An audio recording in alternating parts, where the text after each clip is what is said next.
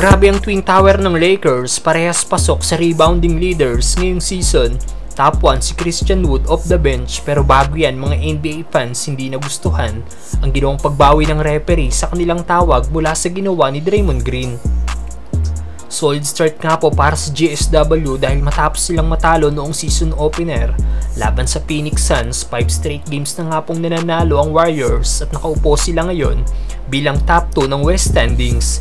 Tinalo nga po nila kanina ang OKC Thunders na isang controversial win dahil maraming NBA fans ang nagalit sa ginawang pagbawi ng referee sa kanilang tawag na goal 10 kay Draymond Green.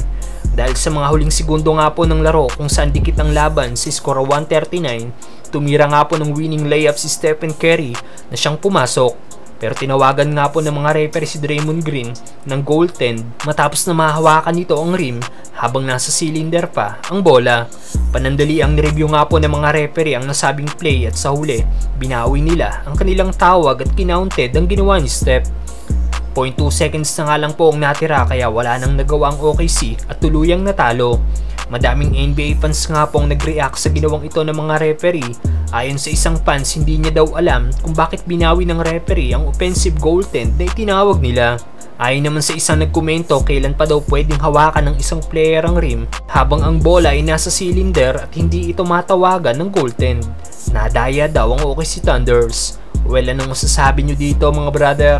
Samantalang Anthony Davis at Christian Wood pasok sa top rebounding leaders ngayon ng NBA.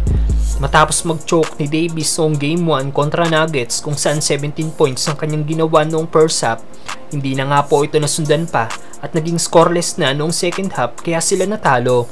Pero sa last 4 games ng Lakers, bumawi nga pong Lakers big man at MVP numbers ang ginawa, averaging 28.3 points, 14.3 rebounds at 3.3 blocks at 2 steals per game.